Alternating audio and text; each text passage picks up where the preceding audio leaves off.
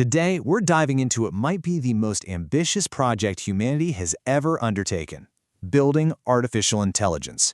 It's this incredible quest to solve our biggest challenges, but it also forces us to ask some really profound questions. Are we on the verge of creating a savior, or are we building something we just can't control? You know, this quote from AI pioneer Demis Hassabis really gets to the heart of it. There's this relentless, almost frantic urgency driving the whole field. For the people building this stuff, it's not a marathon, it's an all-out sprint. The clock is always ticking, and that restlessness is pushing the limits of what's possible at, well, breakneck speed. So, what's the end game here? What's everyone racing towards? It's something called artificial general intelligence, or AGI. The easiest way to think about it is like this. The AI we have today is a specialist, right? Like a super powerful calculator. But AGI would be like a master toolmaker. It could learn, adapt, and figure out pretty much any problem you throw at it. It is, without a doubt, the holy grail of AI research. All right, so here's our game plan for this explainer. We're going to start with that big dream of AGI. Then we'll see how it actually learned to win at something nobody thought was possible. We'll look at how that one event sparked a global Sputnik moment. From there, we're going to get into the really heavy moral dilemmas this new power creates, and we'll end by asking a tough question. Why is this the one technology we might have to get right on the very first try? Okay, so this whole story really kicks off with a mission that sounds like it's straight out of science fiction. I mean, the founders of DeepMind, they weren't just trying to build a company. They were on a quest, and their goal? It was unbelievably audacious. They wanted to solve intelligence itself. And their vision, wow, it was huge. They wanted to create what they called a general learning machine. The idea was to build one single algorithm that you could just drop into any problem, genetics, climate change, you name it, and it would learn how to solve it. This wasn't about making clever software. It was about inventing the ultimate tool for science, something to crack humanity's biggest problems. But look, if you have a radical new idea like that, you've got to prove it, right? You need a real test. And not just any test. They needed a grand challenge, a problem that the smartest people in AI had basically written off as impossible for a machine to solve for decades to come. They needed the ultimate litmus test. And they found their challenge in the ancient game of Go. Now, to say Go is complex is a massive understatement. The number of possible ways a game can play out is staggering. It's a 1 followed by 170 zeros. That number is bigger than the number of atoms in the known universe. I mean, just let that sink in. You can't just brute force your way to a win. It takes something else, something like intuition. So what did they build? They called it AlphaGo. And how it learned was the real revolution. Instead of just feeding it thousands of human games, they basically had AlphaGo play against itself, over and over and over again for millions of games. It became its own teacher, its own opponent. And in doing so, it went way beyond what any human had ever known about the game. And all that self-play led to this moment, the big one. In the middle of a high-stakes match against the world champion Lee Sedol, AlphaGo made a move. They called it Move 37. That just broke everyone's brain.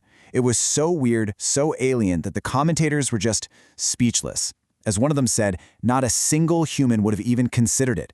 In fact, the AI later calculated the odds of a human making that move at 1 in 10,000.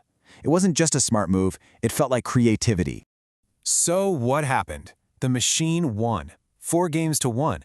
But this was so much more than just a board game. It was like a signal flare to the entire planet. This quiet little research project had just shown the world that something entirely new, a powerful and non-human intelligence, had arrived. And that victory?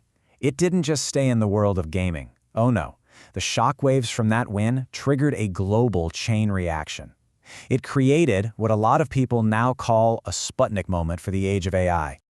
And that comparison to Sputnik is no exaggeration. Just like when the Soviets launched that satellite back in the 50s and it kicked off the space race, AlphaGo's win ignited a global AI race. For countries like China, it was a massive wake-up call. Suddenly, being a leader in this technology wasn't just a cool research project, it was a matter of national priority. So yeah, the cat was officially out of the bag. The quiet, academic pursuit of AGI had just transformed into a high-stakes geopolitical competition. The question was no longer if someone could build this unbelievably powerful tech, it was who would build it first, and what would they do with it. And this This is where we get to the real heart of the AI dilemma, because now that we know this kind of power can be unleashed, we have to start dealing with the moral consequences of what we're creating. This comparison is, well, it's pretty chilling. Some of the very people building this technology have started to draw parallels to the Manhattan Project. And when you hear that, it really makes you stop and think.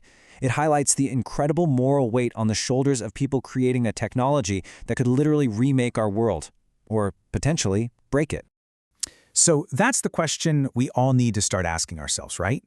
If you're building something that could be more transformative than fire or electricity, what are the ethical guardrails? What responsibilities do we have to the future? And we're not talking about some distant science fiction fears here. Experts are warning about some very real, very tangible risks. Just imagine, wars that are fought at machine speed, way too fast for any human to even comprehend. Financial markets manipulated by algorithms we can't predict. Autonomous weapons making decisions without any human in the loop. This is the stuff that's actually at stake. Okay, this brings us to the final, and maybe the most sobering part of this whole story. The challenge of managing AI risk is fundamentally different from any technological challenge we have ever faced. You know that old Silicon Valley motto, move fast and break things? It kind of worked for social media apps and websites, but applying that logic to AGI is a terrifying idea. You simply cannot afford to break the global financial system or global stability and then just try to patch it up afterwards. With a technology this powerful, your first big mistake could very well be your last. And that leaves us with the ultimate question, doesn't it? With almost every other powerful technology in history, we got to learn from our mistakes. But with superintelligence, we might not get a second chance. The first time we get it wrong could be the last time we're in control. So, how do we get it right the first time? Our entire future might just depend on that answer.